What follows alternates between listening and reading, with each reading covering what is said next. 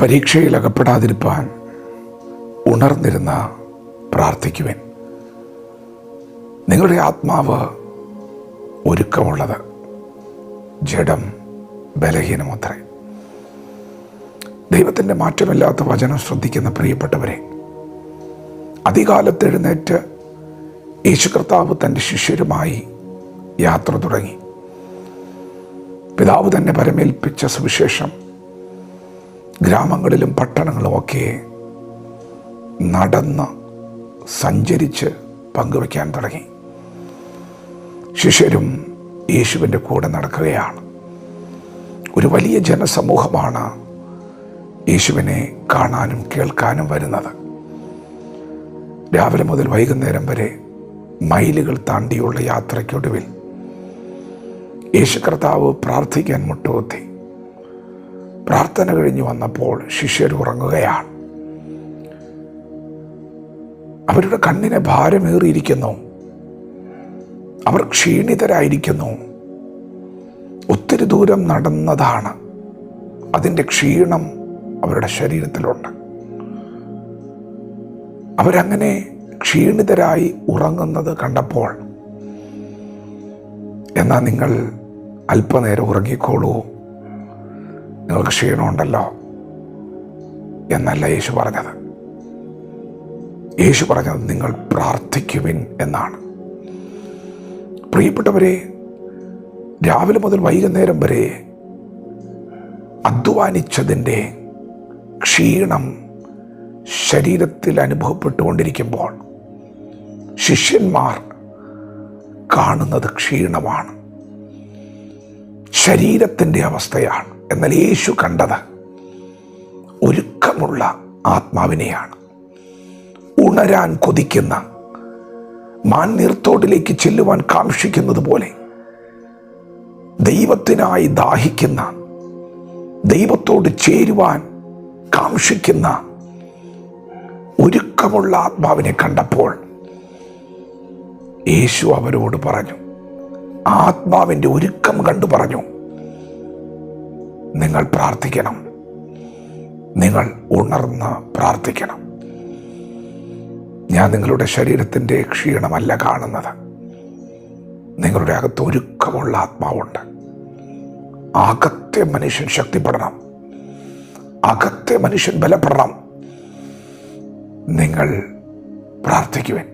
പ്രിയപ്പെട്ടവരെ, നിങ്ങളുടെ ജീവിതത്തിൽ എത്ര വലിയ തിരക്കുണ്ടെങ്കിലും നിങ്ങൾക്ക് പ്രാർത്ഥിക്കുവാൻ കഴിയാതെ വണ്ണം, നിങ്ങൾ എത്ര വലിയ തിരക്കിട്ട പ്രവർത്തന മേഖലയിലാണെങ്കിലും നിങ്ങൾ പ്രാർത്ഥിക്കാതെ കിടക്കരുത്. രാവിലെ നിങ്ങൾ പ്രാർത്ഥിക്കാതെ നിങ്ങളുടെ പ്രവൃത്തി ആരംഭിക്കരുത്. നിങ്ങൾ പ്രാർത്ഥിക്കാതെ ഉറങ്ങാൻ പോകരുത്. എന്തുകൊണ്ട്? നിങ്ങൾ പ്രാർത്ഥിക്കുമ്പോൾ ഉണരുന്നത് ആത്മാവാണ്. നിങ്ങൾ പ്രാർത്ഥിക്കുമ്പോൾ നിങ്ങൾ ദൈവമായുള്ള ബന്ധത്തിൽ ശക്തിപ്പെടുകയാണ്. പ്രിയപ്പെട്ടവരെ, ജീവിതത്തിൽ വിജയിച്ചവരെ നാം പഠിക്കുമ്പോൾ വിജയിച്ചവരുടെ പട്ടികയിൽ ഒന്നാമനായി നിൽക്കുന്ന നമ്മുടെ കർത്താവായ യേശുവാണ്. യേശു എങ്ങനെയാണ് വിജയിച്ചത്?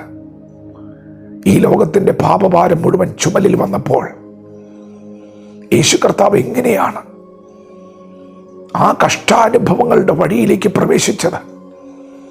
ആ ഗെത്സമനയിൽ മുട്ടുകുത്തി കരയുമ്പോൾ തൻ്റെ വേർപ്പ് തുള്ളികൾ, രക്തത്തുള്ളികൾ പോലെ ആയ രാത്രിയിൽ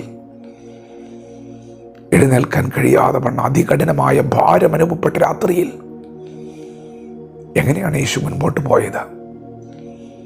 യേശുവിനെ ഇന്നലകളിൽ പ്രാർത്ഥിക്കുന്ന ഒരു പതിവുണ്ടായിരുന്നത് കൊണ്ട് അതികാലത്ത് എഴുന്നേറ്റൊരു പ്രാർത്ഥന, ശുശ്രൂഷയ്ക്കൊടുവിൽ രാത്രി ഉറങ്ങാൻ പോകുന്നതിന് മുൻപ്, വിശ്രമത്തിന് മുമ്പ് പ്രാർത്ഥന, അത് ജീവിതത്തിൻ്റെ ഭാഗമായി തീർന്നപ്പോൾ, അതൊരു ശീലമായി തീർന്നപ്പോൾ, ജീവിതത്തിലൊരു കഷ്ടം വന്നപ്പോൾ ആ പ്രാർത്ഥന ഉപകാരപ്പെട്ടു.